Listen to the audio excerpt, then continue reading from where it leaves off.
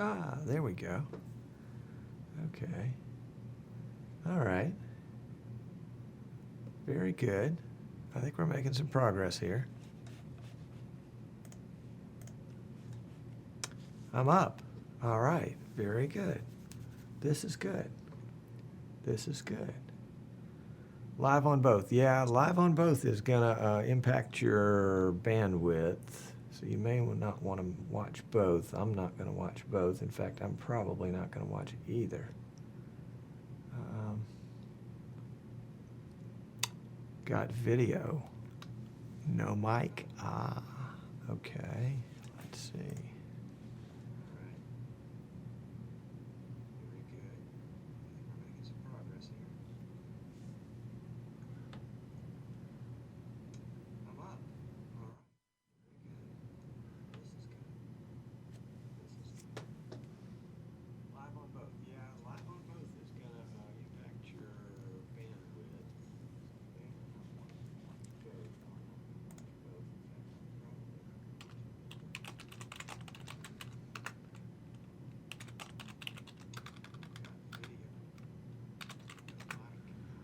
Okay, so you guys have got a big time delay. Maybe 10 seconds, something like that.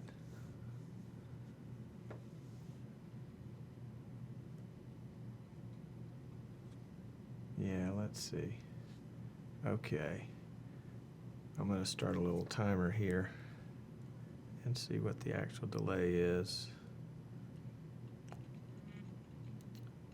Oh, come on, phone.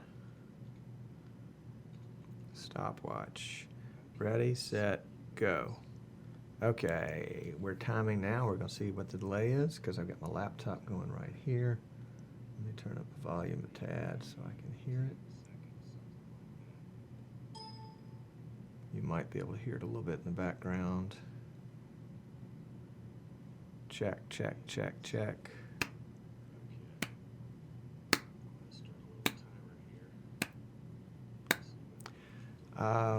German viewers, that's a good question. It's just a matter of what you can get on YouTube, because actually, fortunately, YouTube was here today because DeCast just went kaplowy. Okay, delay is about, hold on.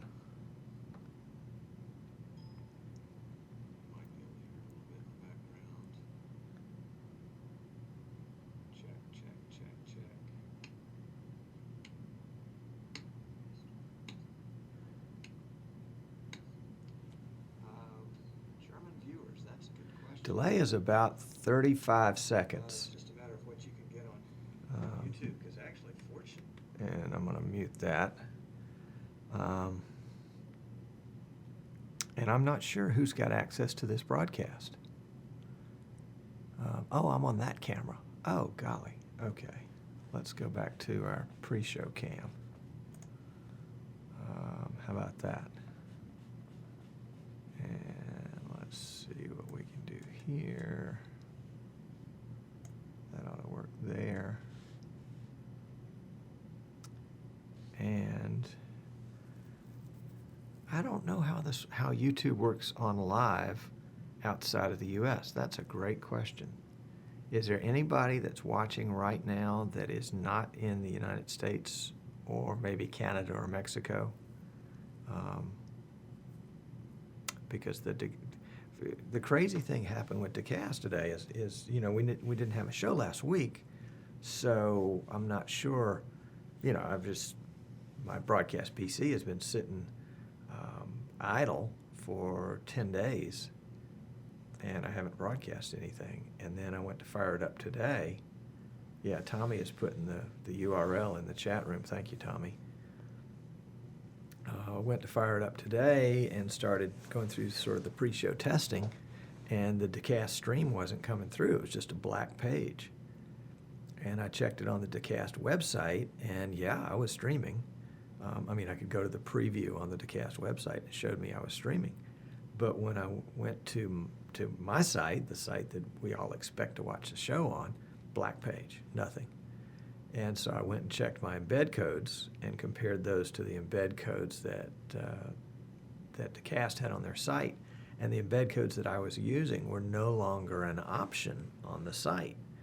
And for some reason, when I set this all up, I chose Joomla to make my site with, and Joomla does not do iframes, and the only available embed code at Decast was an iframe embed code. And so that was, and basically, I've been chatting for 10 minutes with them on the chat, trying to figure it out and trying to convince them that I really did have a problem and that needed to be solved in 15 minutes or less. Yeah, Yellow Jacket's here. Welcome. Glad to have you. Sorry for well, I'm not sorry. It's one of those things. You have to say goodbye. Oh, golly. So, no YouTube in Germany.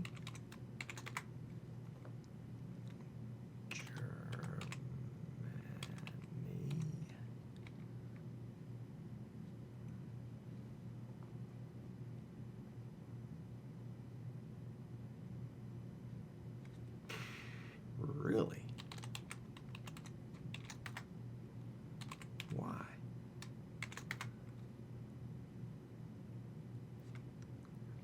All right, Yellow Jacket's watching in Canada. Licensing issues. Bummer. Sorry. Didn't know.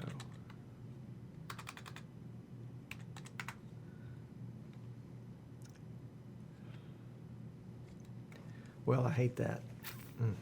That's the downside to it. So YouTube is good if you're going to be within the licensing area, whatever that is.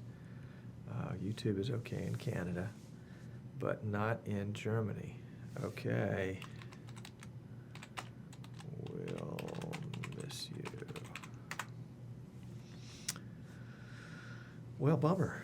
Okay, well, anyway, JP's here, Dave's here. Tech Sean, I think, is left over from a couple of weeks ago. Tommy House and me and Yellow Jacket. Mostly music videos. All right, interesting. Well, fortunately, I was able to test this YouTube stuff a little bit last night and kind of get it figured out. I mean, YouTube wants certain exact things. They want you to use Flash Media Live Encoder, set to the main profile, which this default is the baseline profile, and have it set to the 4.1 setting, and the default is 3.1, and have keyframes set to 2 keyframes or less, which I think the default on Flash Media Live Encoder is either 5 or 10 seconds on a keyframe. Yeah, there's about a 35-second delay on the video in the chat. 35 secs. And so that may make YouTube kind of unusable, because, at least for chat purposes, that's no fun. We'll try that this week, but we'll see. We may not be doing this anymore.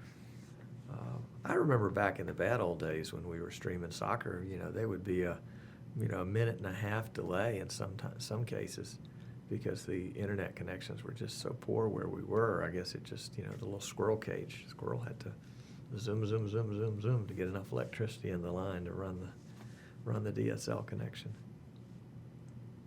But Decast made some changes apparently, and so our old the site that we're all used to going through and watching this show simply doesn't connect with the Decast anymore. So it's a bummer, and I don't know what we're going to do. I mean, it's not an insurmountable problem, but with 15 minutes before showtime, it's an insurmountable problem. All right, Yellow Jacket says he's got a 20-second delay on Shoutcast that he's used to, I guess, when he does his show. So you guys need to anticipate what I'm going to say in order to comment on it. How about that? Well, had all sorts of great ideas over holidays. You know, it's nice to get away, but it sure is nice to get back too.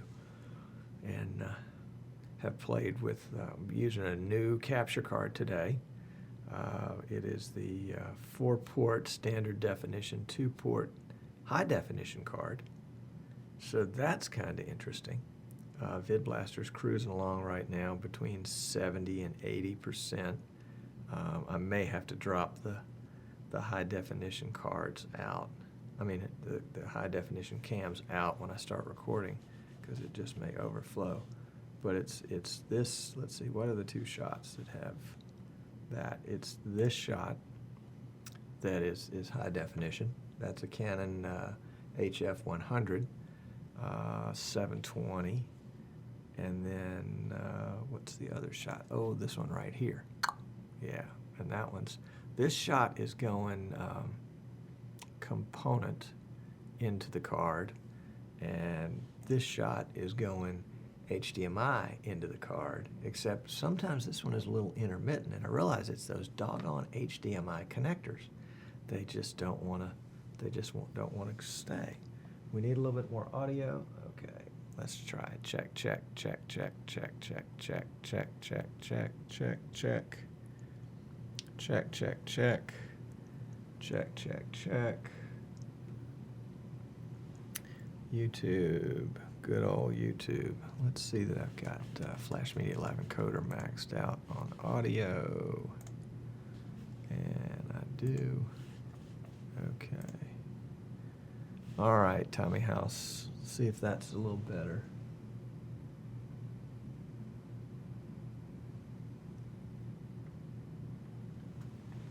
Yeah, let's see if we can do a little better on the mic, too.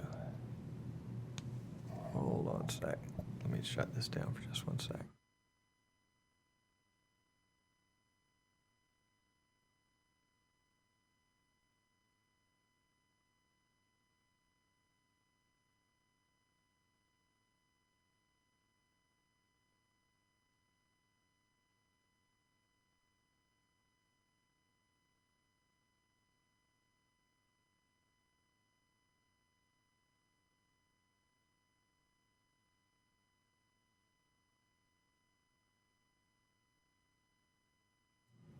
Okay, I don't know if that helps or not, but let's try it. See if that works. So 30 seconds from now, you guys can respond to me and tell me whether it was good or not.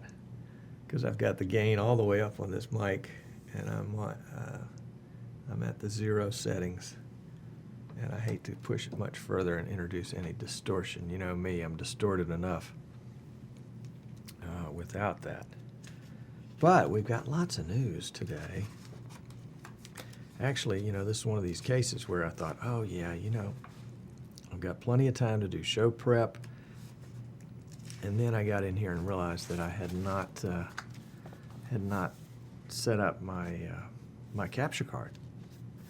So I had to set up a capture card, and that was okay. And then got into setting up and testing the YouTube stream and realized, ooh, I'm not going to be able to stream to Dacast and YouTube at the same time, because it's going to take too much CPU to stream two 1000K BPS streams at a time. And then, after playing with that for a while, found out that it didn't really matter, because I didn't have a Dacast stream to stream to. There you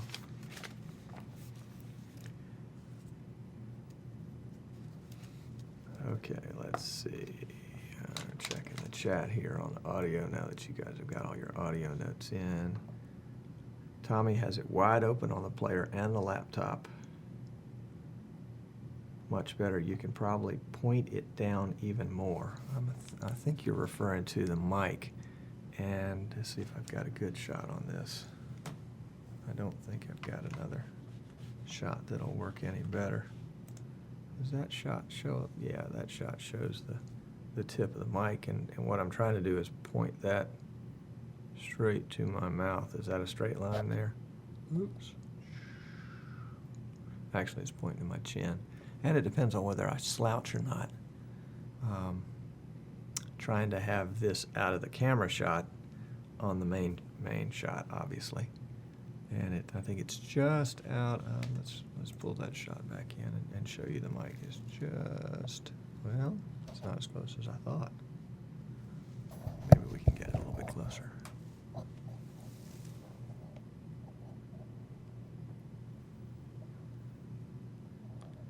Oh, there we go. And then adjust again. Thank you guys for bearing with me on this one. You know, the best laid plans of mice and men. Okay, so let's see. Is that in the camera shot? Boy, it is just out of the shot. Just out of the shot, right there at the tip of my finger. Okay, there we go. So now you can tell me if I'm a little too hot. If you're picking up any distortion, I'd love to know it. Oh, there's an audio is okay. And Green Butterfly Productions is here. Greg is here. John is here. Greg, I owe you a phone call. Man, sorry about that. Been up to my eyeballs with alligators since I got back. All right. Murphy's Broadcasting Law. Boy, isn't that, you know, and I was just chuckling at another unnamed broadcaster who was having some technical issues the other night, and I thought, oh, you know, gee whiz, what an amateur. If he were any good, he wouldn't have those kind of problems. Oh, well, little did I know that was going to be me today. All righty, well, I tell you what I'm going to do. I'm going to show you guys that showed up early this 720p shot. Now, this is 720 that VidBlaster is doing whatever it does, downscaling or whatever the word is, to 480. And that's on a Canon HF100 little camcorder.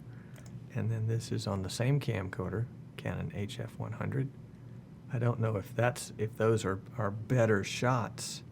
Are they better and clearer than this one? This is the Logitech C920.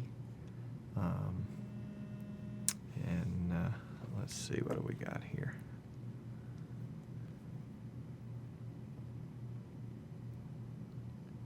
We got, is this a text message from somebody that's watching the show? I think it is. Tommy House says, I need to give the state and city an estimate. I think that's a good estimate. Okay. So, let me make some quick notes here because we got a show that starts in 10 minutes. And so we got V314, V315. This is excuse me just a second. I'll be right back with you. Actually, I think I'm gonna take out these two HD cams. And let's see how our video goes. We go from 77, and we drop down to 66 by losing that cam, and then we go from 66 down to 54 by losing that cam. So we picked up about 15 to 20% CPU headroom by getting rid of those two HD cameras. I'm still using the SD cams. I wanted to give you some various shots as we talk about things during the show. So that's nice, and we'll talk about what those cams are too. And so we've got a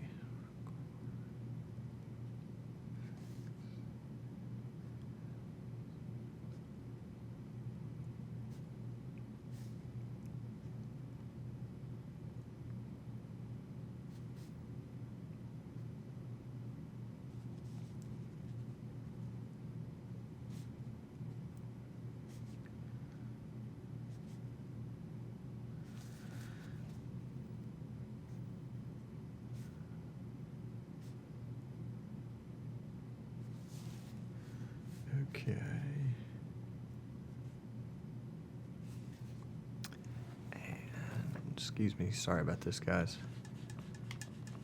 One more sec here, trying to get organized as it was. Oops. Help if I could spell.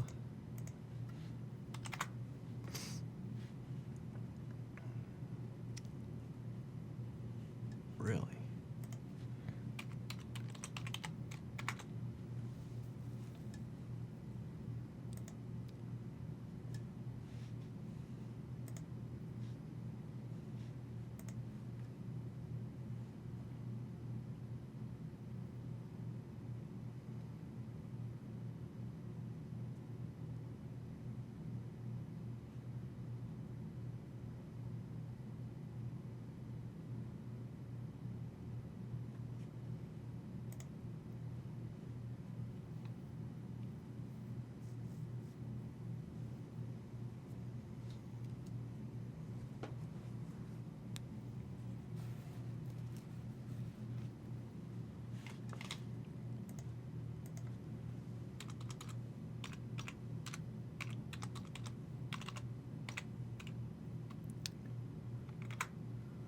Very good.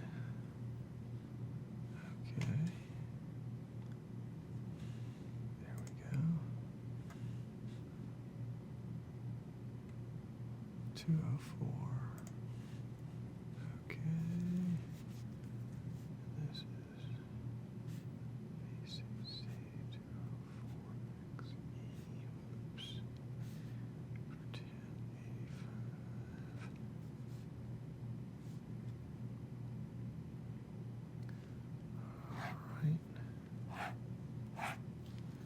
For 1085.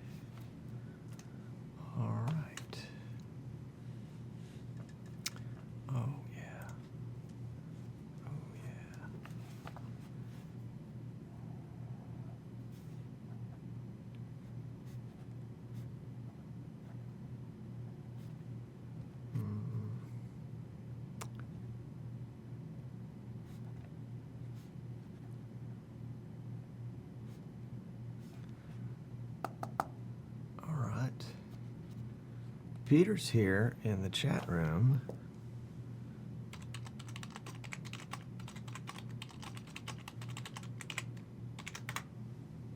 Well, if I could type.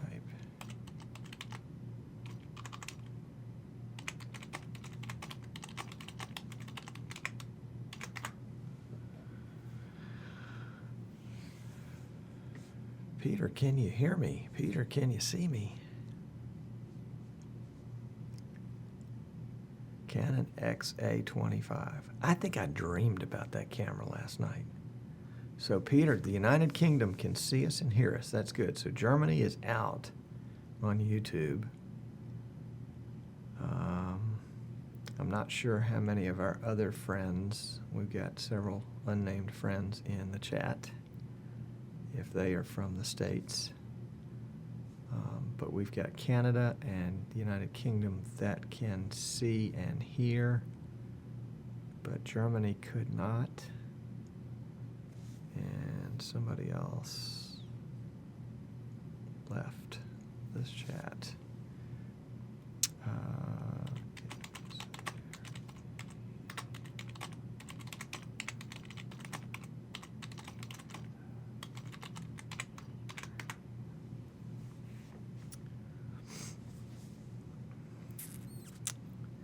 Yeah, because I can talk, but if they can't hear, well, looks like those three friends have left us. You know what? Let's see. Let's do this real quick. To chat.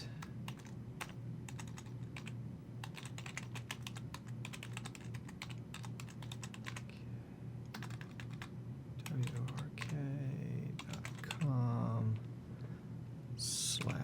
that VidBlaster Guy _chat.htm. Is that right? To chat Sinclair Sports Network, that VidBlaster Guy chat HTM. Okay.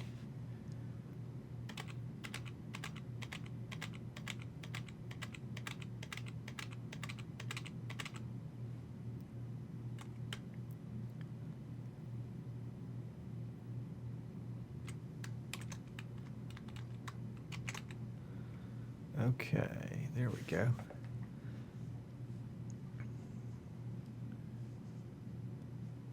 And Gavin is here. PA is here. Andrew Zarian is here. Wow. And John has to be right back. Andrew, glad to have you, man. And we need to even up the alignment is aligned right. Let's make that center. There we go. And margin is left is 0. Margin right is, we're going to make that 0.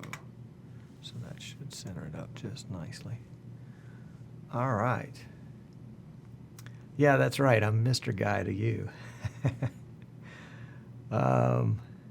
Greg, I will get back. It's the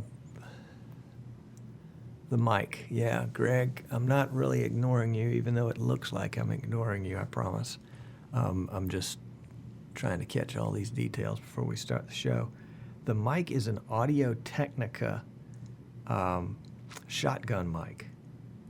And, PA is from Portugal, so Portugal is getting the feed. That's great. Great.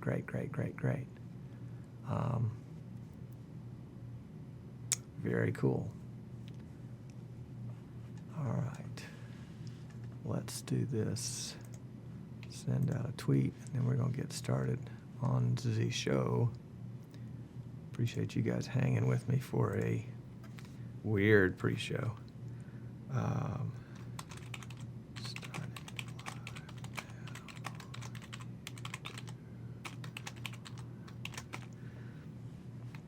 I guess we ought to get the YouTube URL and just give it to folks directly, because otherwise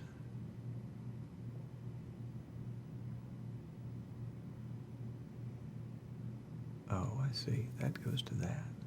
That's not what I wanted. So let's go to YouTube.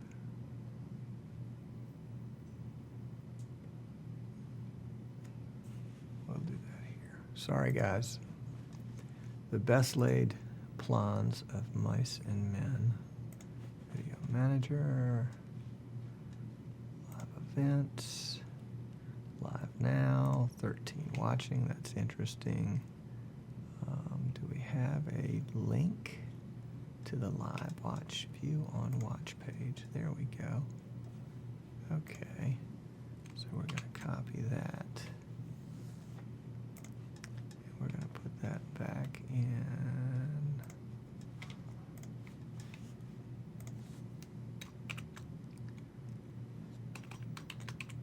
Oh my. So let's tweet that.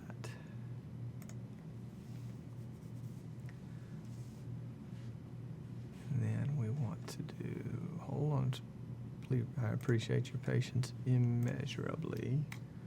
Copy and tweet again. Chat is at there. Okay. Now we will kiss Twitter goodnight, and we'll kiss that goodnight and that goodnight. Leave that and that there, and that is not sure what to do with. Yeah, we'll keep that there. That'll be fun. Okay. Now, quick poll question here before we start the show. How many of you are watching through YouTube directly? And how many of you are watching through the link that's on the VidBlaster Guy website that leads you to Sinclair Sports Network? The reason I'd like to know it is because I'd like to know if you guys are getting a different experience, if you've got a different lag, or if you, or if if you see anything different. Obviously on YouTube you're going to have a lot of extraneous things on the side that don't appear on the Sinclair Sports Network. link because it's just literally the embed with nothing else on it. Let's see if we can get back to it again. Or did I have it there? Yeah, I had it there already. Okay. All right. So you guys are saying YouTube directly, using the link, YouTube directly, Sinclair Sports, Sinclair Sports, Sinclair Sports, Sinclair Sports. Okay. For those of you guys that are using YouTube directly, do you have? I mean, when I'm looking at the Sinclair Sports site, and it's it's the YouTube window with the same things. Let's see. Is there comments, links, up or down? Don't know what those icons mean. The quality is 480, which is the max that we're doing. Apparently, yeah, this has kind of got a DVR function to it.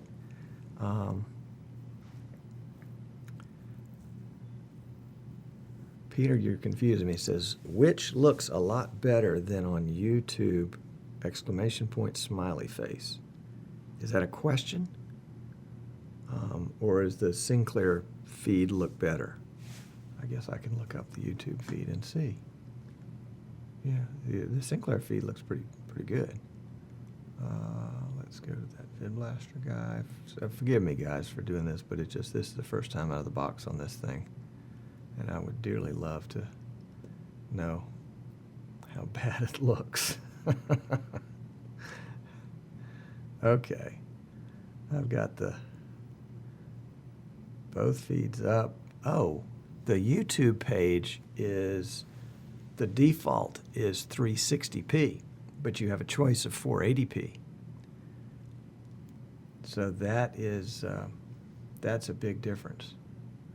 And the Sinclair Sports page does not give you the number of viewers. So, yeah.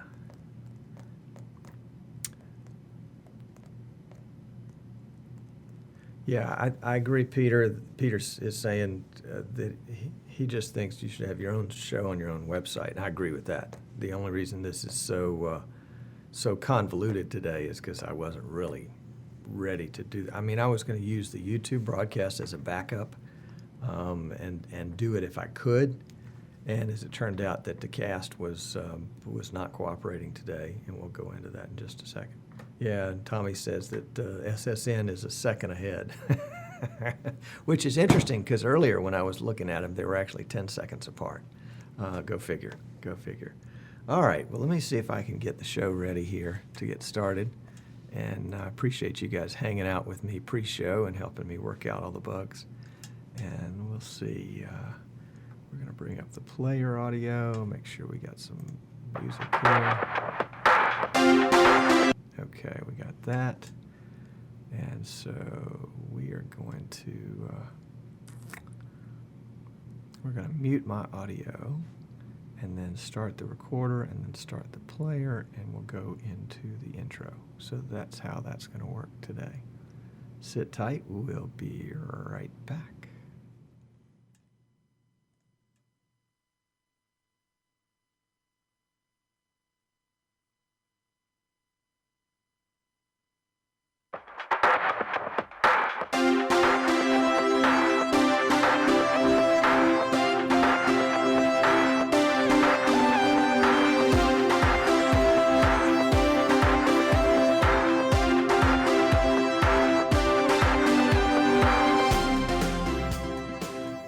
Welcome, friends. I'm Tom Sinclair, that VidBlaster guy, coming to you with another episode. Hopefully it's a good one of that VidBlaster guy. We're doing things a little differently today.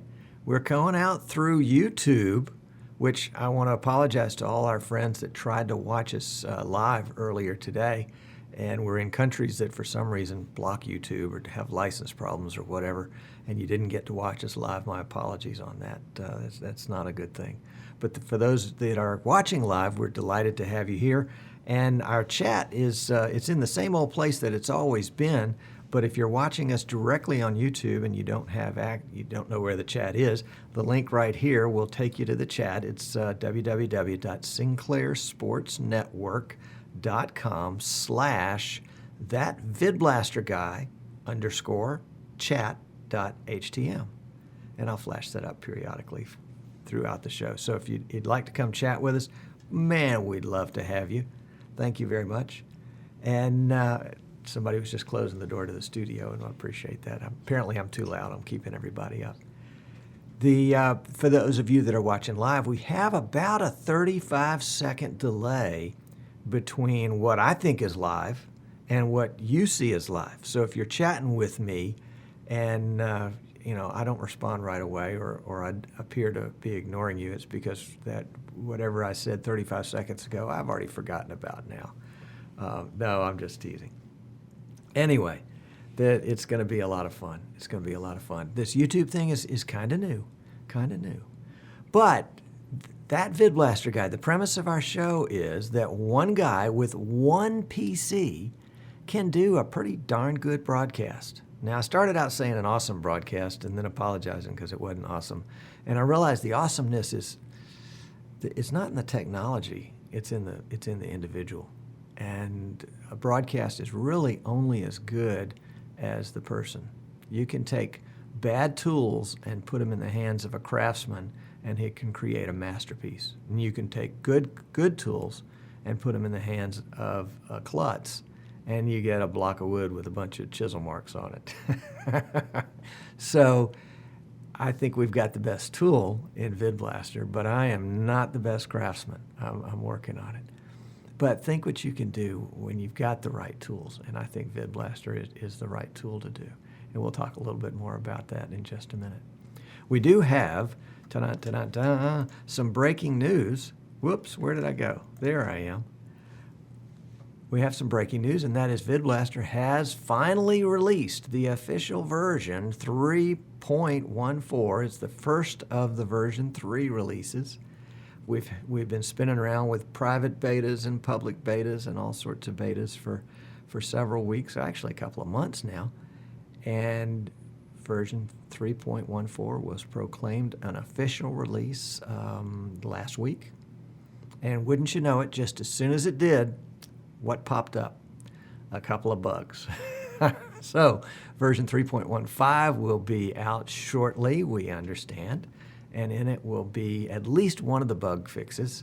The bug was a problem with the recorder, and apparently the recorder was not recording properly. It was not saving in some circumstances, and it had to do. I'm not sure I've got the sequence right, but if somebody started the streamer and then started the recorder and then stopped the recorder, or some sequence like that, there was a problem with the recorder working properly. That bug has been fixed. 3.15 is kind of still having the dust blown off it, and we hope that will be out shortly and will fix that problem. There also has been a bug for some folks where the streamer streams for 1 or 2 seconds and then stops. And typically in the past, that's been a symptom that there was some bad information, operator error, I guess is what we'd call it, some bad information that was put into the streamer if you were trying to stream to one of the CDNs like Decast or Viewstream or something like that, and you didn't put in the correct information. In fact, I found out last night if you add a space to the end of a password or a username or one of the URLs, that will give you the same symptom. It'll stream for 1 or 2 seconds and then it'll quit. And I was thinking, what am I doing wrong? Of all people in the world, I should know how to do this. And I went back, looked in, and you know how sometimes when you cut and paste, it will pick up that trailing space. And in this case, it had picked up the trailing space and it had put it, I think, in the username. I was using Decast's new beta stream that goes to iOS devices. And I was testing that a little bit, and when I cut and pasted the username from the Decast website to put into the VidBlaster streamer settings under username, I guess, and it picked up an extra space, and I was getting that error. So version 3.15 is in the wings. we hope that will be coming out soon. Not sure if that's going to pick up the small streamer problem that very few people are having, where it streams for 1 or 2 seconds. But if you find that you're having a problem with VidBlaster, if you think you're having some sort of issue, you can go to the forum.vidblaster.com, and if you're a licensed user, you can post a bug report in the bug section. And if you're not, if you're just a trial user, and the trial, by the way, is free and unlimited, if you're a trial user, you can put that in the support section that you're having a problem. My guess is most of the time, if you're just learning to use VidBlaster, you probably aren't finding a bug. You're probably just doing something wrong. But if you think you're doing something wrong and you're not sure what it is, pop me an email, tom@thatvidblasterguy.com, and I'd be happy to give you a little free support there. If it goes more than a couple of emails, we would have to ask you to do a support package with us, but we're happy to help you nonetheless. So coming out 3.15 shortly with the fix to the recorder. Now, I think, if I understand correctly, that there may have been actually 2 different problems with the recorder. This only fixes one of them, and I'm not sure which of the problems was the more common, but we'll find out. And I know we've got a couple of folks watching today that have experienced one or both of those problems, so maybe we can hear back from them as to how things are progressing when 3.15 comes out. One thing I did discover recently in the streamer, as I was playing with the new Decast beta for iOS, and also playing with the Ustream, because we're doing, not Ustream, excuse me, YouTube, because we're using YouTube for our stream today. As I was entering the codes into Flash Media Live Encoder, I had entered the FMS URL and the FMS stream name in the wrong places. I put the URL in the stream location and the stream in the URL location. And what I got was a validator error.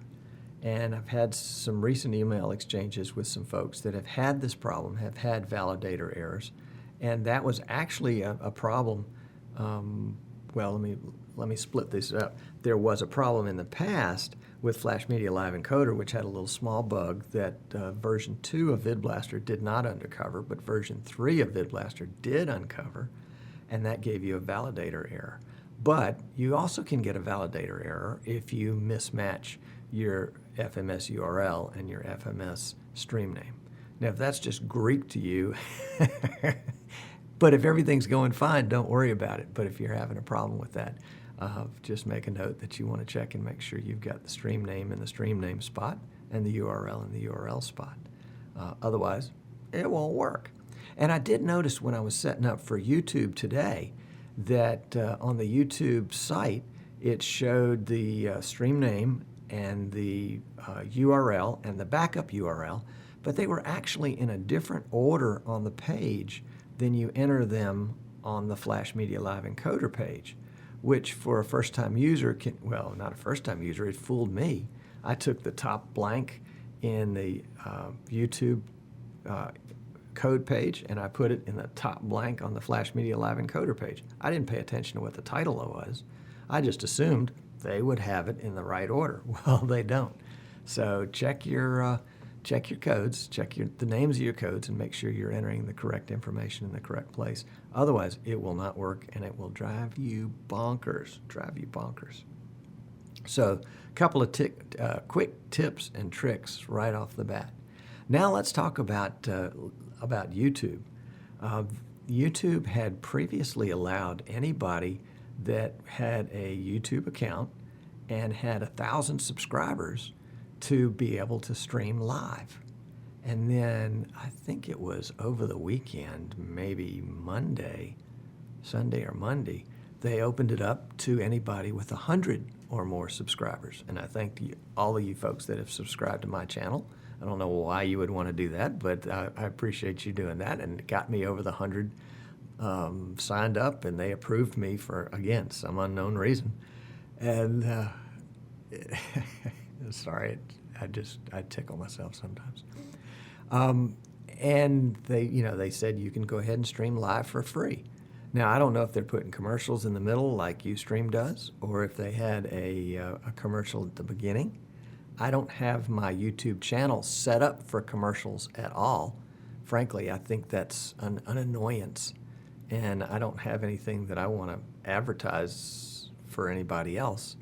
And I don't think the 15 cents or whatever it's going to earn me is going to make a whole lot of difference, even if it, even if I did it for 10 years. So I just as soon go straight to something and watch it without having a bunch of ads.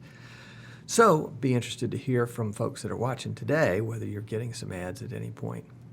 There are also two ways to watch the feed today. You can watch it through the YouTube channel, and if you're doing that and you want to get into the chat room, I'm going to put the chat URL up there again so you can copy down and paste or whatever. I guess you can't cut and paste that one because it's just an image. But we'd love to have you join us in chat.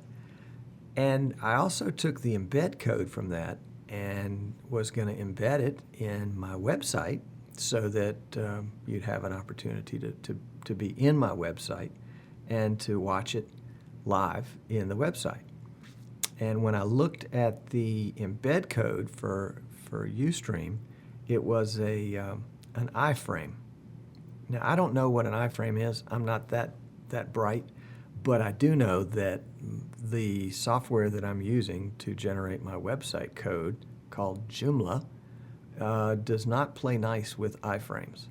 And so you can put an iframe in there and it'll just flat out disappear. And then apparently there was another embed code that I could use that was something else, and I'm not sure, an I object or something like that. And so I tried that one, and that gave me a nice blank frame, but no video would play in it.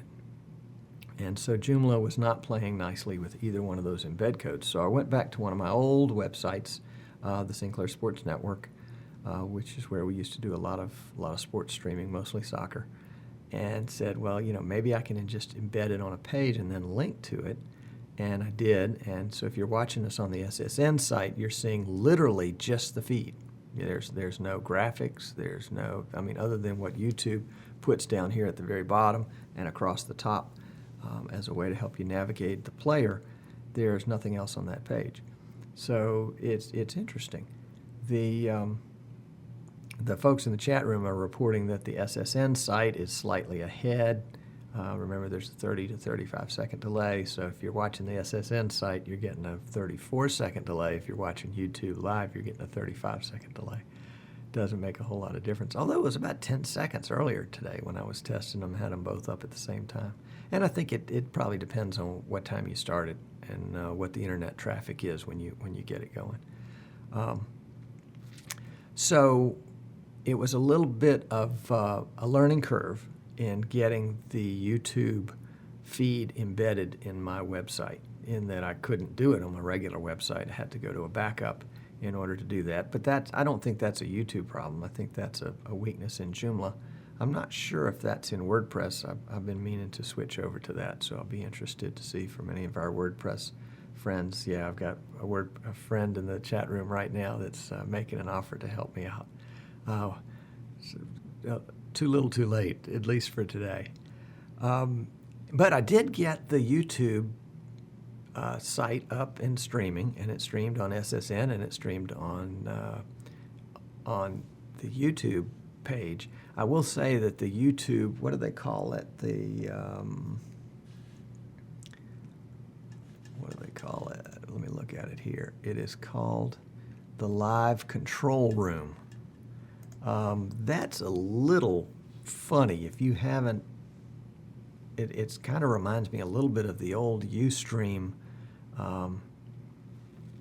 whatever that streamer page was that they had that would pop up right in the middle and give you a bunch of choices. It's like that, but it's a little bit more sophisticated. It actually tests your stream and tells you what's wrong with it, or at least what it thinks is wrong with it. And YouTube wants to have, based on your resolution, it wants to have a minimal bit rate. I think we're doing 864 by 480 today. It wanted to have a minimal bit rate of 500, a middle bit rate of 1,000, and an optimal bit rate of 2,000. And so I selected 1,000 just because that's what we've been streaming at in our regular shows is 1,000.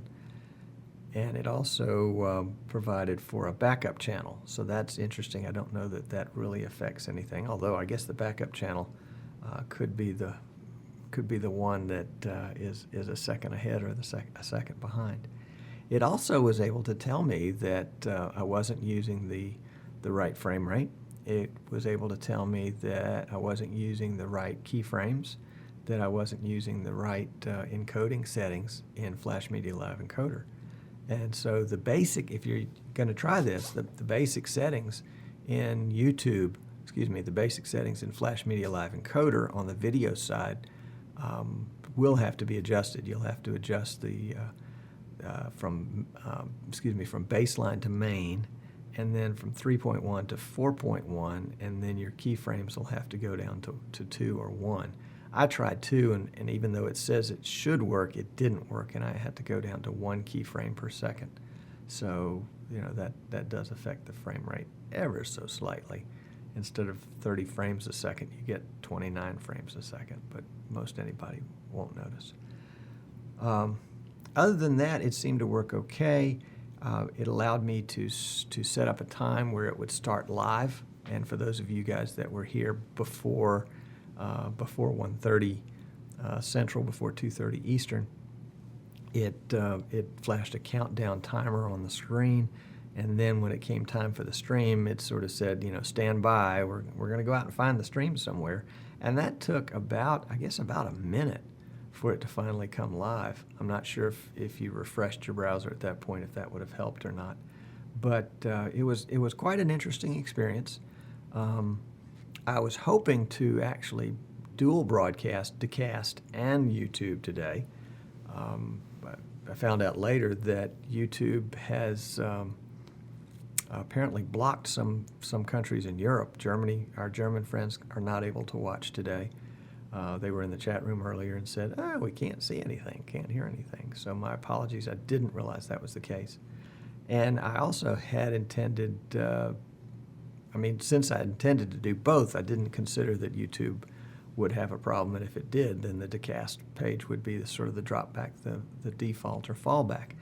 But as I mentioned to folks in pre-show, when I showed up off of vacation, Decast had changed the way they were doing, and the embed codes that I have on my website are not the embed codes that my stream sends to anymore.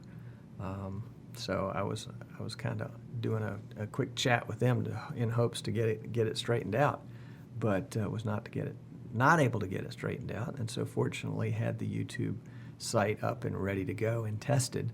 And there's a lesson in all that for those of you that are just starting out, and for those of you like me that have been doing this for a while.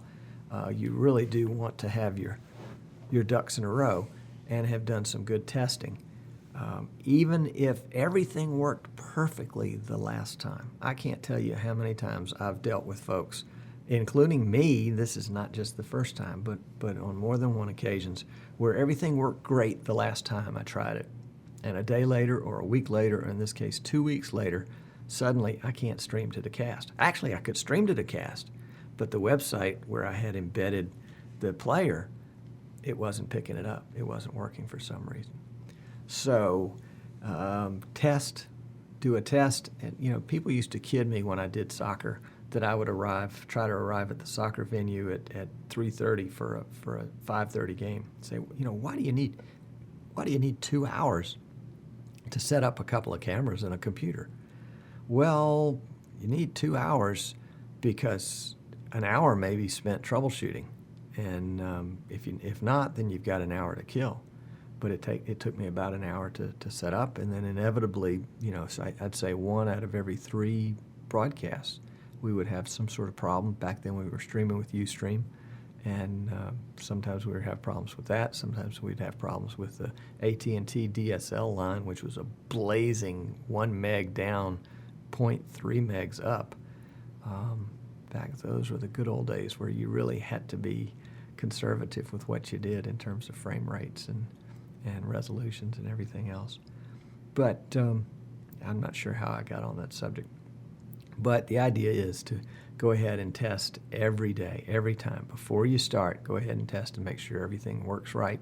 and then give yourself some time to troubleshoot it, because there will be that one time when it doesn't. And I suspect if we were to go behind the scenes at the major networks, at the cable companies, whether it's ABC or CBS or Fox or USA or anything that has any kind of live element to it, that they have problems behind the scenes, and that they've done that enough times where they have fallback positions, and their fallback positions probably have fallback positions, where their backups have backups. So make sure you've got a backup plan before you start your broadcast, and make sure you test your primary brand. Okay, let's see. We've got somebody in the chat room who is having trouble finding this show, so let me post a quick link to that right now if I can, and see if we can't get them back in the... Let's see. Let's get that one. Hang on with me just a second. I appreciate your patience on this.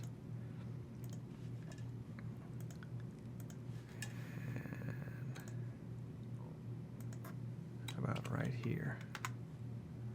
Try that one. Okay. All right. I'm hoping, let me test that one real quick, make sure that's going to work. And that looks like me, so we'll do that. Okay, sorry about that. Somebody in the chat room was having trouble finding, and we don't want to leave them out in the cold, as it were, or in the dark, as the case may be. Let's shift gears for just a second. And I am, as you recall, the last couple of shows, I was testing out a 6-port standard definition capture card that retails for about $415. It's from a company called VPrime out in Beaverton, Oregon, I believe, on the West Coast. But we won't hold that against it. And if you're interested in that card, you can go to my website. There'll be a link in the archives, I think, or if you're watching this on YouTube, if you go to one of our shows in July, there's a link in the comments where you can go directly to that card and purchase it. I recommend it. I've owned a couple of them and actually sold them to people who couldn't wait for them. And so I've got some more on order just to keep in my own stock. But it's a good card. It uses a RCA connectors for audio, and then a BNC connector for video, which means you need to get some of those BNC to RCA adapters. But those are pretty cheap. You can get them off of eBay, but remember to give yourself a week or 10 days to get those in. You don't want to be up against the gun on that one. But the card that I'm using today is from VPrime. It's the VCC 204XE.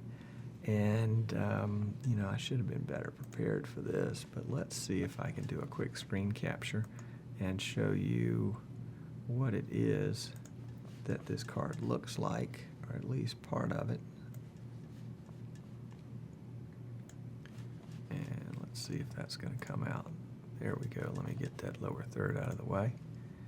And that is the VPrime high speed, all-in-one HD capture. Well, don't let the title fool you, because not only is it HD capture, but it is 4 ports of standard definition capture and 2 ports of high definition capture.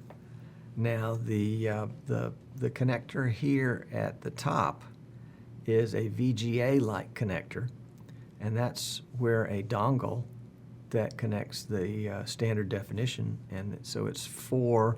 Again, those BNC, those yellow BNC connectors, and then 2 pair of audio connectors. So you've got 4 audio ends and 4 standard definition video ends.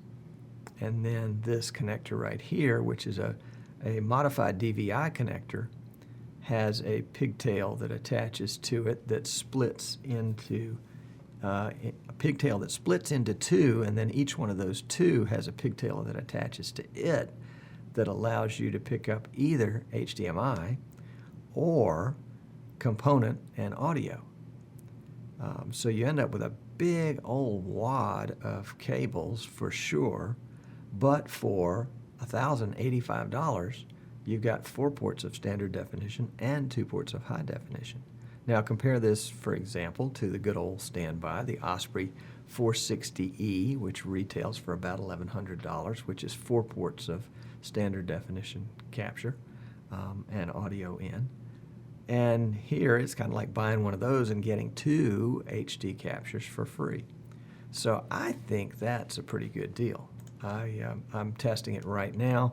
I've got, I actually had 5 cameras set up on it earlier, had 3 standard definitions and 2 high definition cameras, but I didn't have enough CPU headroom to run all that at the same time on this little old PC. So I kept the standard definition cams up, and of course, remember I'm streaming and recording all on the same PC. So that's one shot. There's a shot over my shoulder. And I promise, even though this looks like a second PC, I'm not really using it in the broadcast. I'm just using it to monitor the broadcast. So I haven't broken my mantra yet. But you can see here that I've got VidBlaster here with some extra desktop space. And then I've actually extended VidBlaster over onto this second monitor. And you can see Flash Media Live Encoder peeking out from underneath that. And then I've got the V' page over here on the right monitor with the chat page kind of slipped in right behind it so that I can monitor the chat at the same time. And then down here at the very bottom is the Windows Task Manager, so I can keep an eye on my CPU usage. Right now it's fluctuating between 60 and 65%, which is probably pretty good. You really don't want to go over 70 or 80, or you're going to find that you've got some issues that pop in just because cores will occasionally max out, and they may not show it on the graph, but we know that happens. So the V' capture card, 4 ports of standard definition. You can see I've got the 3 cameras of standard definition over here, and then this is the capture, the video capture of that website, and then this is what I really look like in real life when I'm not got a fancy background behind me. And again, hat tip to Martin Kay for doing this for me. I really appreciate that. It's really nice. And I see Martin has just joined us in the chat room. So what good timing to have given him some kudos there. But the card appears to do a really good job. When I had the HD cams and the HD captures connected and working, one of the cameras was component, one was HDMI. They added about 10% each to the CPU usage at 720. When I initially tried it at 1080, they were adding about 15% to the total CPU usage each at that, and I realized that I wasn't going to be able to do that and record and stream all at the same time, because if I added another 30% right now, I'd be 90 to 95%, and I don't want to go that high. Although I've been itching to, since I got this new motherboard back, to overclock this guy again. I don't think that damaged the motherboard before, although you never know. But I'd like to give that another shot and see if I can't squeeze out a little bit more on this one-man, one PC. So one of the things that I've been discussing with some people is the idea of using a second PC. I got to admit, I'm considering it, or some sort of dedicated box that's essentially a PC as a separate encoder. And because encoding right now, let me look at my usage and see. Encoding right now is taking, well, it says 10%.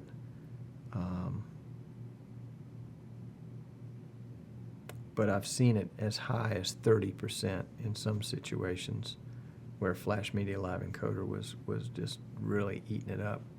And if I can offload that to a separate PC, and the other option too is to offload the recording to another PC. And so those are ways that you can do that. But I really don't want to go into that a whole lot because that's not the premise of this show. The premise of this show is that one guy with one PC can really do it, that you can take your PC out to a ball game and stream a ball game. You can take it to a church service and do a church service, or a community event, or or just about anything you can think of where you can get electricity and an internet connection, you can stream it, and that's where the real value is, and I think that's where the mass appeal will be. Yes, you can stream from your phone, you can stream from all sorts of other devices, but if you want to do multicam, which is sports and other activities and church services, and occasionally talk shows have a good reason to do a multicam as well. But if you want to do multicam, you're going to need to have something like VidBlaster. And I see all sorts of chat in the chat room about that too. So that's the Magewell card. I don't have a link on that. I'll try to get one and put that in the show notes at thatvidblasterguy.com in the archive section, where you can watch this page as many times as you want to in the future. The card retails for $10.85. If I find any deals on it, I will make sure and let you know, because well, that's a lot of money, but for what you're getting, it's not a lot of money. It's as if you bought an Osprey 460E and two Intensity Pro cards for $200 a piece. So you're in the $1,500 range, and you used up 3 slots, and then you used up 3 nights trying to get those darned Intensity Pro cards set up with your cameras and anything else. This one was virtually, almost perfectly plug and play, and I'm sure there were some tweaks that I could have done to it that would have made things even better. But I'm delighted with it, and I may keep it. Yeah, the folks at V Prime lent this one to me, but they may not be getting it back. We'll just have to see. Want to switch gears again and talk a little bit about, and this is sort of housekeeping. So if you don't like housekeeping stuff, you can tune out or go grab a sandwich, or consider this a commercial or something like that. For folks that are pondering or struggling with upgrading to version 3, let's talk a little bit about that. First, if you have a version 2 license and it's less than a year old, you can upgrade to version 3 for free. Nothing. Won't cost you a penny. You just go to, what do you go to? You go to Help, go to Registration, enter, well, I guess I don't have an option to go to version 3 because I'm already on version 3. But there should be a free upgrade button, and you can press that and follow the directions on how to do that, and that will get you up to version 3 for free. People have asked me, well, what if I don't like version 3? Because I hear, Tom, you said that the recorder doesn't have full function yet, and it's got a bug in it you talked about today, and the playlist is missing. I use the playlist all the time. Well, if you want to pop up to version 3 and take a look at it, and then revert back to version 2, you can do that. No penalty, no foul. Just make sure that you've kept definitely you want to keep your version 2 product key. That's the key that you got originally when you bought the license. And you also want to lay your hands on the activation key, which is the key that VidBlaster sent you when you activated your product. So there are 2 long keys. One is the product key that gives you the right to have the program activated, and the second is the activation key that is specific to that PC. That activation key, if you don't like version 3, you can simply revert back to version 2. You'll have to download it or go find it on your hard drive and install version 2, and then use that activation key to activate it again. If you have a version 1 license, and there are a lot of folks out there that loved version 1. Oh boy, version 1.36 was absolutely sweet. That was one of my favorite versions. And there are a lot of folks that still are using that.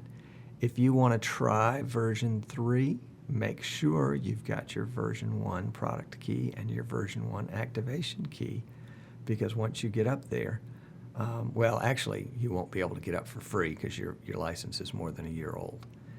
So if you can test it, but I think it'll revert to the trial version. And then if you go back to version 1, you'll have to re-enter your activation key. If you have version 2 that's more than a year old, you're in the same boat. Now, if you want to, if you've tested it and you want to upgrade, it will cost you about 50% of your original investment to upgrade. So if you bought the $195 home package, it'll cost you $97 or whatever the math is on that one. If you bought the $495 Pro package, it'll cost you, $247 or whatever it is to upgrade. That's a good time if you're thinking about upgrading from one version to another. That's also a good time to think about upgrading from one edition to another. Because if you're a Pro user, for example, and it's going to cost you $247.50 to upgrade from version 1 or 2 to version 3, for another $247.50, you can upgrade to the studio version and get version 3 thrown in for free. Now, that's studio edition. I get edition and version. I use them interchangeably, and I shouldn't. But that's one thought. If you've always wanted to upgrade to the next higher edition, when you upgrade versions is a good chance to do that because you've already got half of it paid for, or at least you've already planning on spending half of it. So that's a strategy to get a little bit more out of your money when you're upgrading. If you need some help upgrading, or if you want to upgrade, I'd be happy to do that, help you with that. It is a manual process, takes 36 to 48 hours to accomplish, sometimes a little longer than that over the weekend, because it's handled by hand in Holland, complete with wooden shoes and all. I don't know, maybe they have wooden file cabinets, not sure. So if you have questions, if you're struggling with downgrading or upgrading, shoot me an email. I'd be happy to give you a hand on that and get you through that process. It's typically, it's just one of those things where it's probably just, a little period or a little dot or something like that that's giving you a problem. And we can get you right back on the right track for sure. Tom at thatvidblasterguy.com to help with upgrades. What is coming down the pike for VidBlaster? Let's talk about that a little bit. There was, and boy, this should have been in the breaking news segment. Let's see. We can probably still make it breaking news. How about that? There we go. There was one single little tweet that popped out of VidBlaster headquarters in Scotland, in Holland, about 7 or 8 days ago, where somebody was asking about 3D. Now, I know a lot of people out there have 3D TV sets and don't even use the 3D, but there has been a little bit of interest in perhaps adapting VidBlaster to work for 3D. So remember, you heard it here first, unless, of course, you saw that tweet. But keep an eye out for that one. That may be coming down the pike. Now, for those of us that are wedded to the recorder and want it to have all its functions and love the playlist and want a new playout module in version 3, we hope and pray and assume that all that will be squared away. But it's always nice to have something exciting kind of to keep us interested, something on the horizon that we can look forward to. That would be version 4, perhaps. Oh, actually, that would have been a great one for version 3, wouldn't it, though? 3D. Well, maybe it'll be 4D, and it'll have smell-o-vision or whatever that was that never really worked. So that could be coming down the pike at some point in the future. I would not make plans on that one, but there are 3D cameras out there that record in 3D, and I'm sure they. Oh, I don't know. I was going to say I'm sure they can stream it in 3D, but I don't know how that works. So, but maybe you just set up 2 cameras side by side, and they have to have a certain distance apart, distance together, and you get 2 different feeds, and you overlap them, and suddenly you've got 3D. Another thing that I would love to see come down the pike, and there's been a lot of discussion in the forum about it, although there hasn't been any movement that I've seen as of yet, is animated transitions. And by I don't mean transitions in the sense, but I mean animated like this lower third right here would be animated and would float and would fade and do all sorts of fun stuff like that. So we're hoping that those kinds of things come down the pike too. You just never know. Never know. Let's see, where are we going to go with this at this point? I think I've about gone through all my show notes, and we've got a little time left. Let me see if there's some questions in the chat room that have popped up. There's always a great conversation going on in the chat room. If you haven't been in the chat room lately, you need to try it out. Let's see. Oh, man, look at all these people in the chat room. I hope they're behaving. We've got that guy from New York up there. You never know. All right, let's see. Checking right here.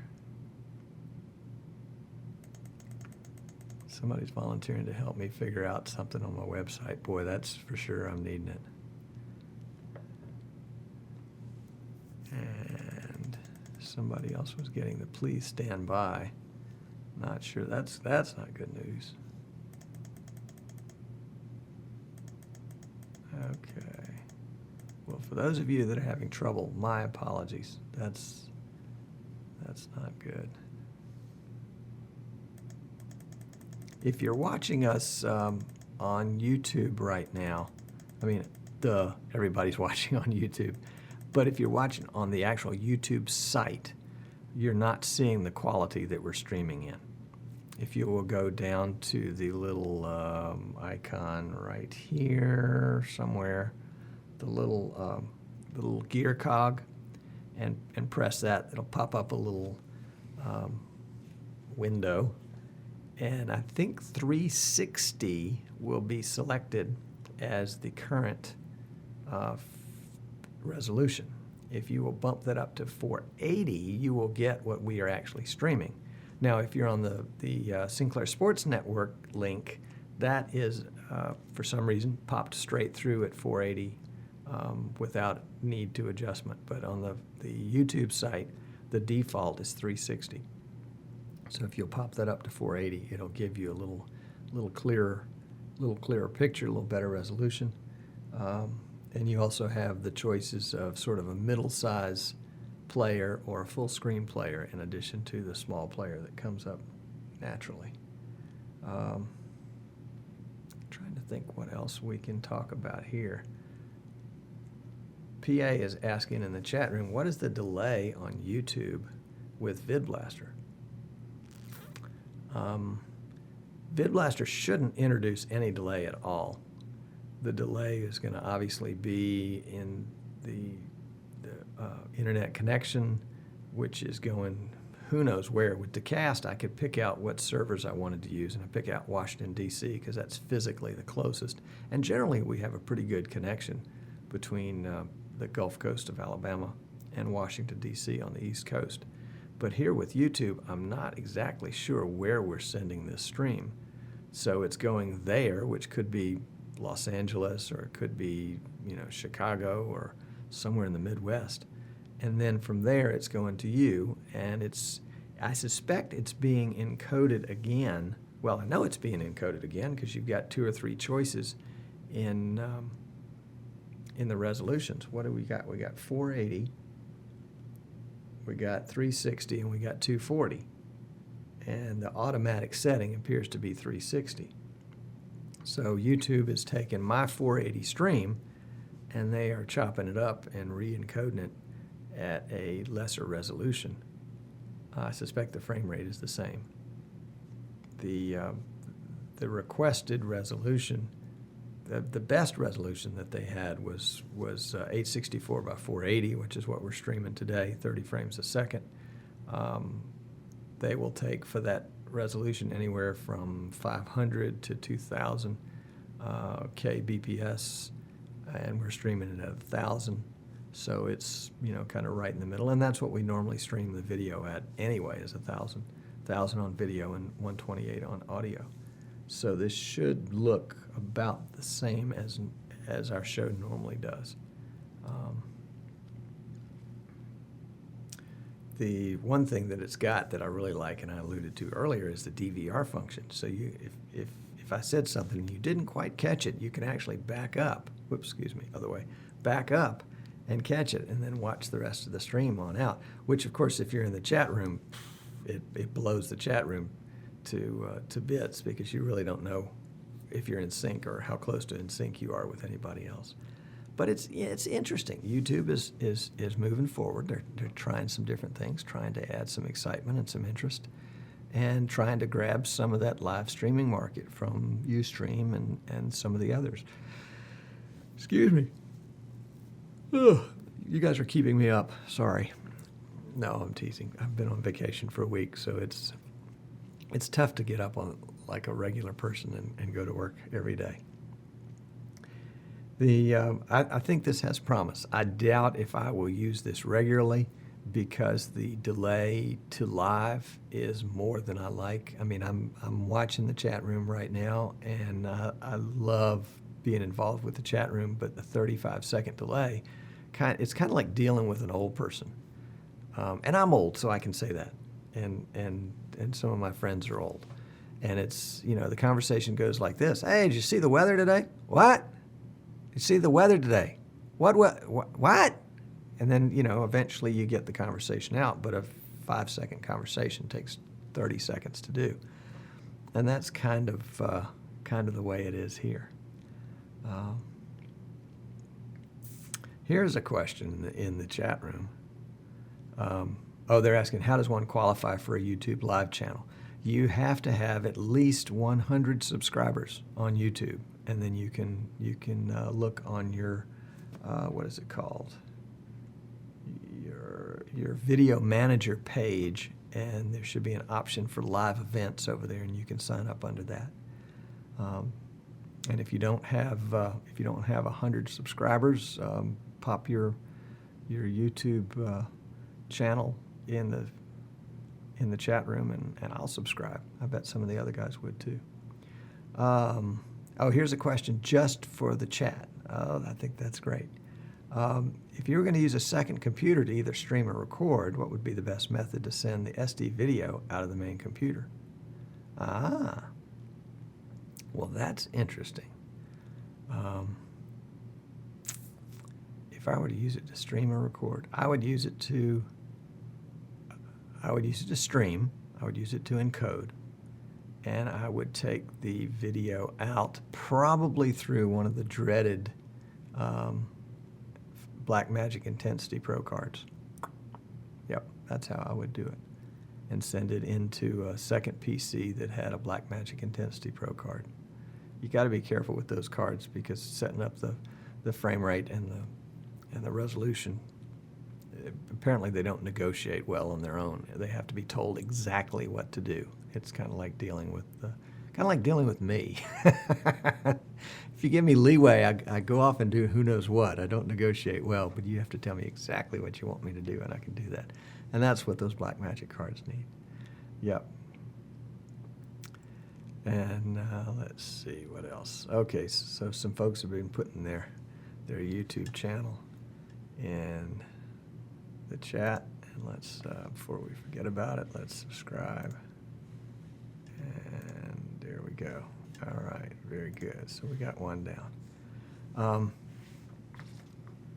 And there's some folks, Andrew Seabrook down in Melbourne, who I don't happen to see in the chat today, but generally watches us on his way to work on Thursday mornings, because it's Thursday morning there when it's Wednesday afternoon here and Wednesday evening in London. But Andrew has a card that does encoding by AverMedia. I'm not sure if that's available in the States, but that's on my list of things to check out that I think could have some promise to maintain that one-man, one-PC integrity, and still, but kind of offload the encoding process onto a dedicated card for that. So let's see. And we've got somebody else here in the chat that is asking for a subscription, so let's do that and help them get up to their 100. And somebody else is asking for that, so we'll subscribe to that. Hey, this is good. There's kind of a little community deal thing going here. And Yellow Jacket, I think I've already subscribed to Yellow Jacket. Yeah, I did. All right. And then There we go. So we're all up to date on those. That's pretty cool. That's pretty cool. So if you're interested, go to YouTube and find out about it. If you don't have 100 subscribers, well, then maybe it's a little premature for you anyway. But if you've got a bunch of subscribers, or if you've been doing a bunch of video anyway, it could be a good way. And the question, and I'll be interested to find out, is how many, let's talk about broadcasting for just a minute and audiences. Sometimes your audience finds you because they're interested in your subject and they Google your subject and you pop up because you have a web presence. And that's how I think a lot of you have found me over the last year. And by the way, we just celebrated our 1-year anniversary last month. Woo! And on for a great second year so far.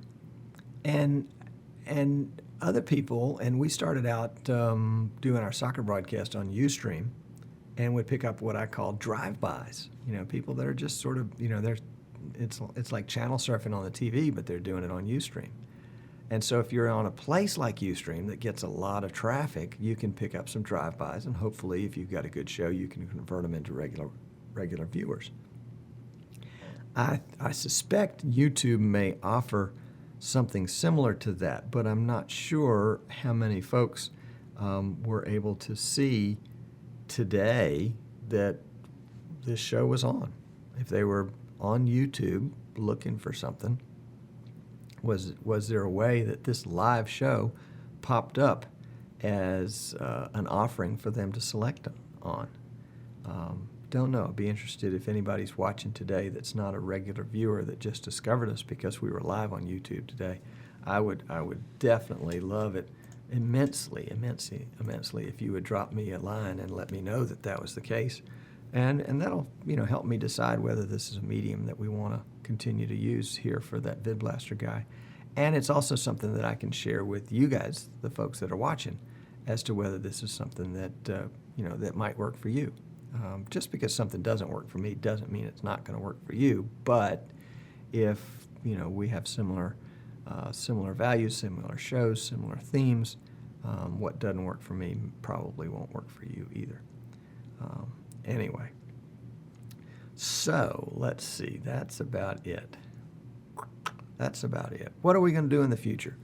In the future, coming up with that VidBlaster guy, I'm hoping in the next several weeks to have a bunch of exciting guests that will include Alan Bunt. You may remember Alan was actually the guest on our very first, show?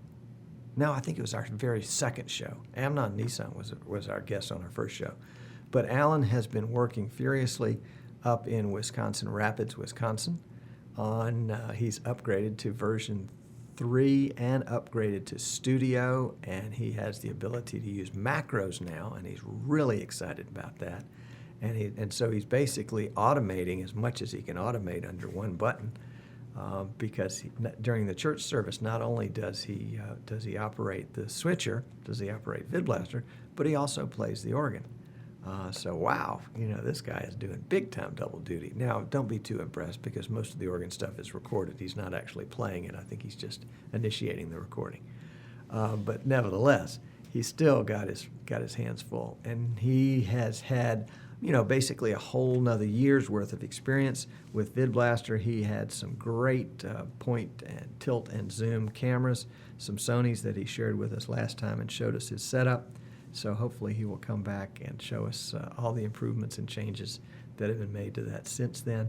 I see my friend Jim Moline in the chat room, and we did a great church show a while back too, where he did a super church studio tour, and I'm hoping we can come back and repeat that. And I see some other friends in the chat room that I can't wait to ask to come back on the show as well, but I'm not going to embarrass them because they may want to say, "Your show again? Are you kidding? God, I was glad to get through it the first time." Anyway, and there's some folks out there that have just picked up VidBlaster recently that I've invited to come on because they're doing cool things, and it's not necessarily, the common denominator is, yes, everybody's using VidBlaster, and of course, then this is a VidBlaster show.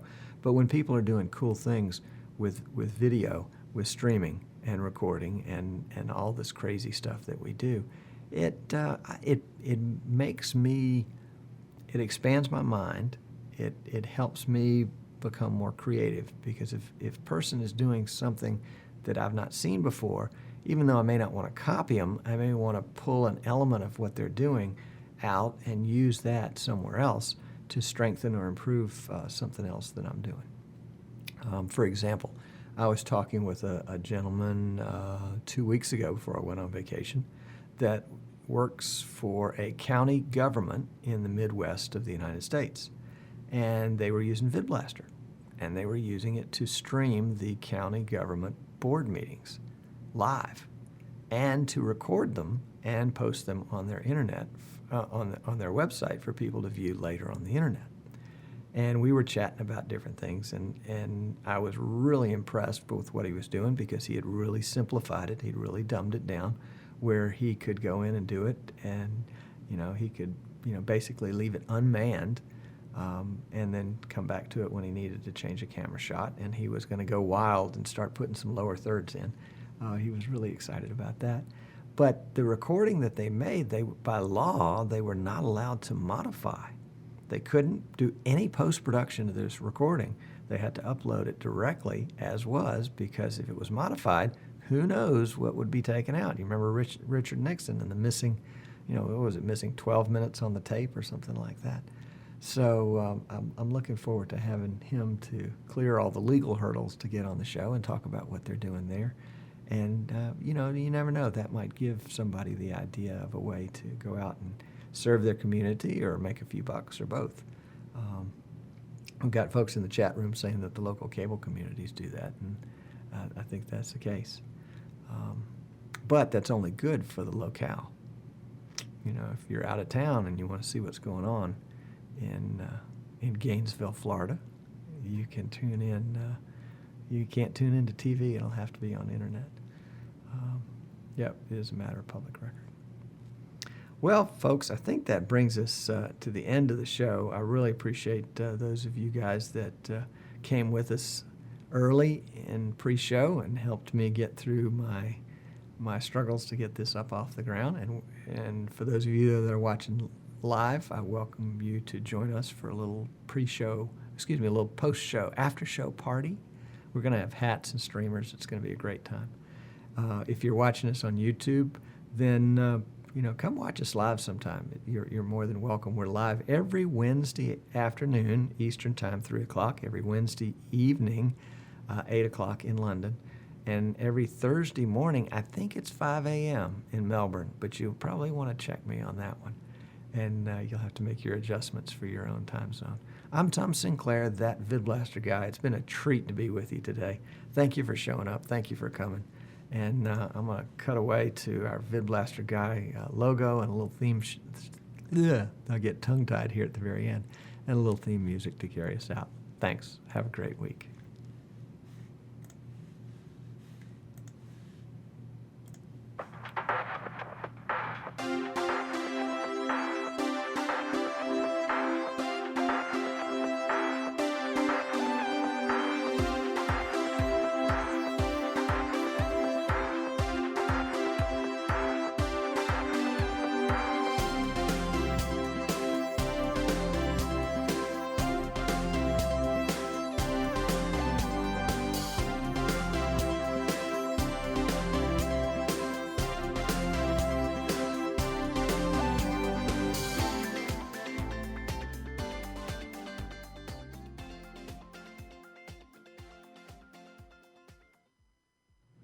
All right, folks, hang around for a second. Let me get this rascal saved, and we'll start the party. Save. Give it the date, 8/7/13. Oh, I forgot to say the date at the beginning of the show. Doggone it, I hate when I do that. And this is show. And we will see how long it takes to save. 2%. So this one's going to take a little while. Be interesting to see if version 3, where am I? Yep, here I am. If version 3.14 makes a change in the quickness of which it saves. I don't think that's the case, although I'm not sure. Let's see what you guys have been saying in chat. Thank you for the kudos, by the way.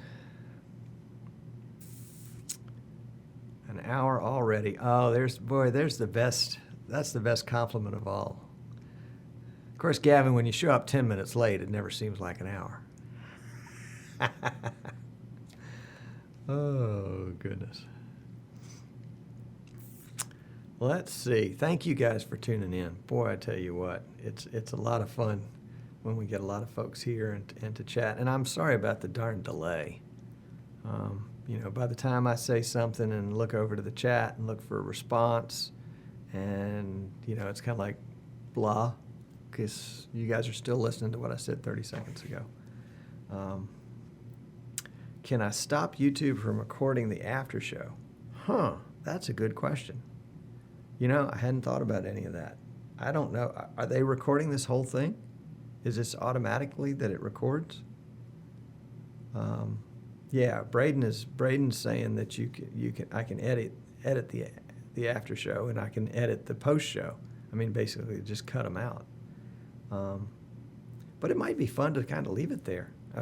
I don't know if I named too many of you guys. If I named you by name and you don't want it, let me know, and I'll cut that out.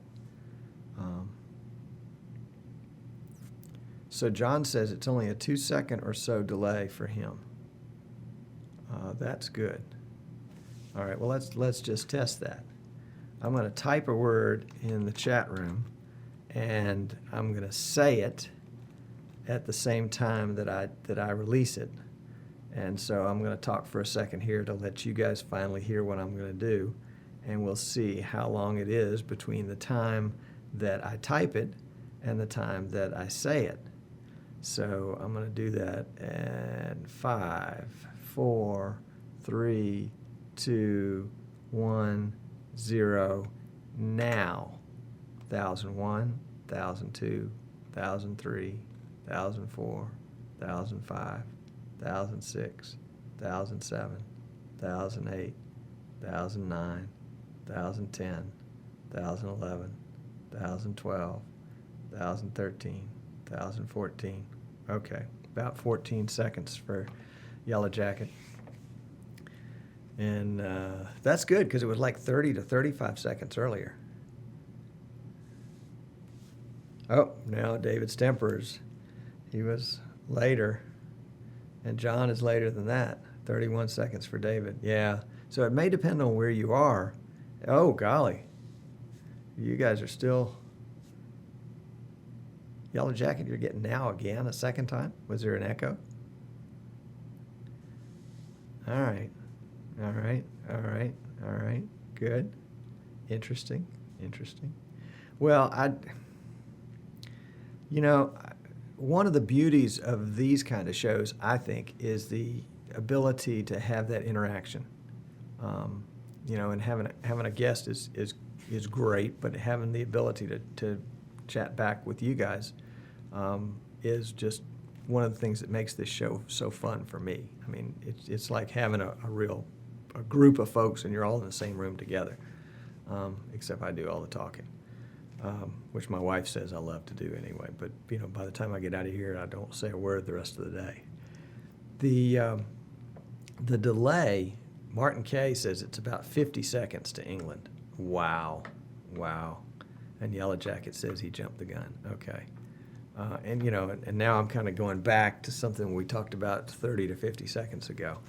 And Jim Molina is still waiting. Oh, man, that's the pits. Sorry, Jim. So he may have, oh, but there is that DVR function. DVR function.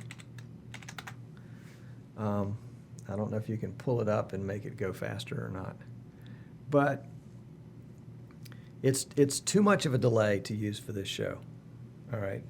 And Millimedia says it was 25 seconds. Millimedia, where are you physically? John says latency. Yeah, it's definitely latency, but it's latency in YouTube. And Tommy's house says 19 seconds, but he's only up the road, you know, 3 hours. Yellow Jacket says 30 to 50. That's too much for this. That's too much for this. I want to be, 5 seconds at most.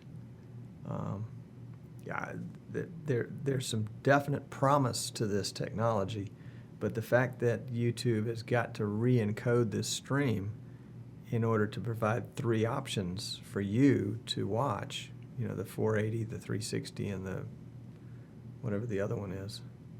480, 360, is there a little teeny one? Yeah, 240.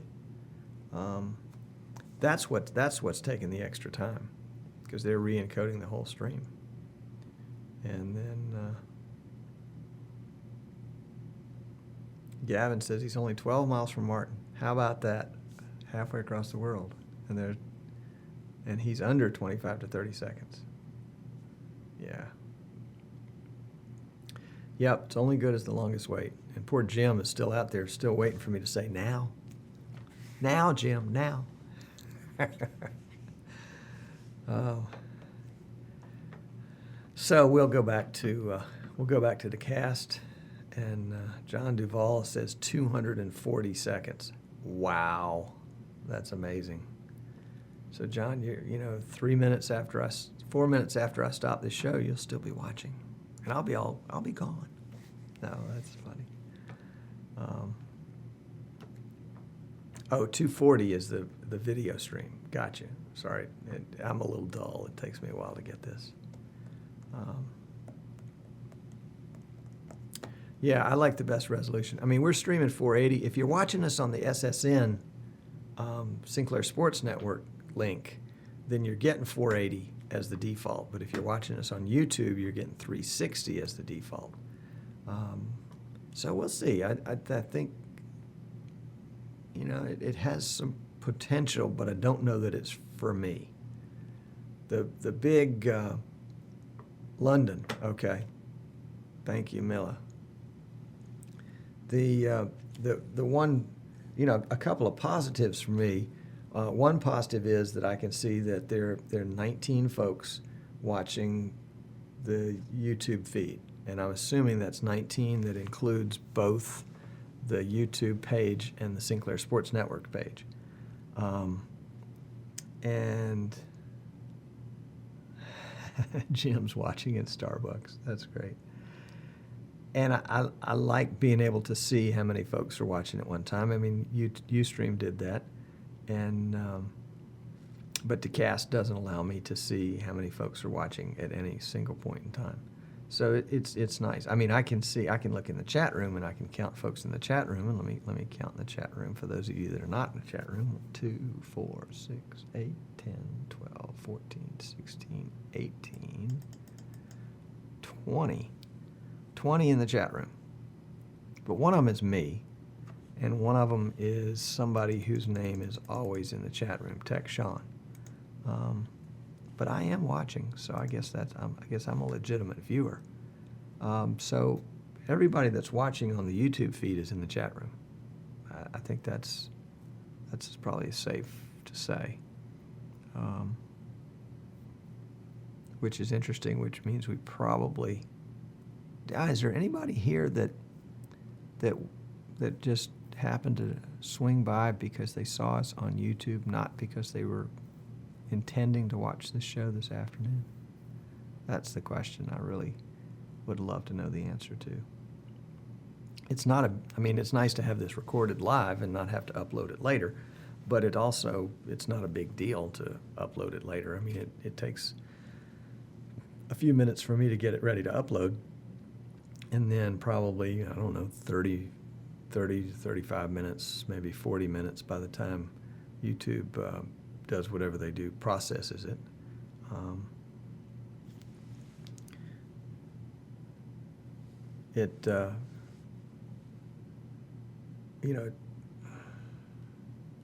What am I struggling to say?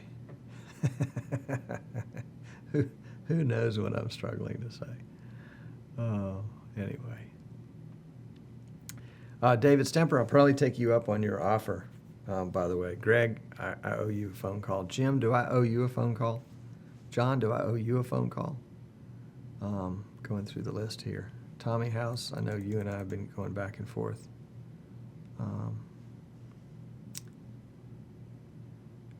John says, I did not see a notable notification on your YouTube page that you were streaming live. I didn't either, and I looked for it. And John in Florida says, I don't see the DVR control. Can somebody point it out for me? Let me see if I see it. Yeah.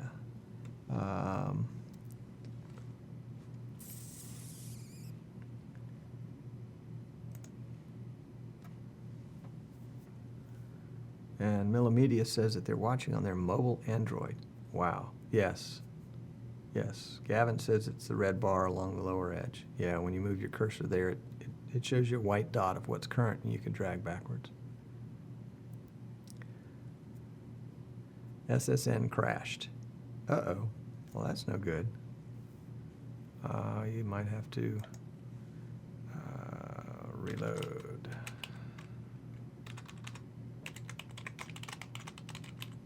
Reload, refresh. Oh, yes, Jim, you need to send your adapter back to me. Which I don't need anymore because I found out my video card will do the same thing. But I'll just sell it on eBay. That's great. Thank you. Well, this is interesting. Very interesting. Interesting experiment. Interesting experiment. Or you can push the live button. Ah. So you can drag it back into the past, and then you can push the live button, and that'll take you up to the future. Oh, to the present. That's good. Okay. Very good. Very good. I'm liking that. I am liking that a lot.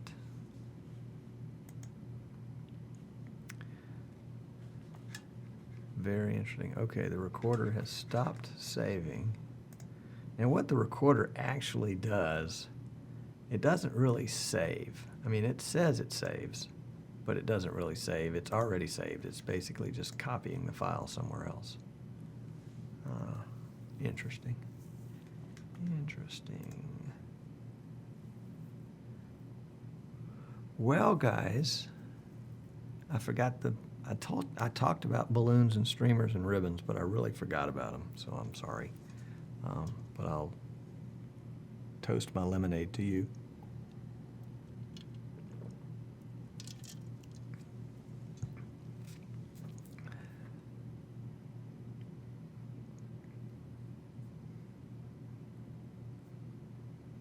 Reading the chat here.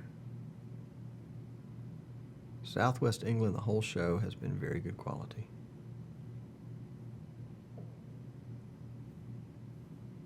Good deal. Good deal. Well, guys, I am going to call it a day. And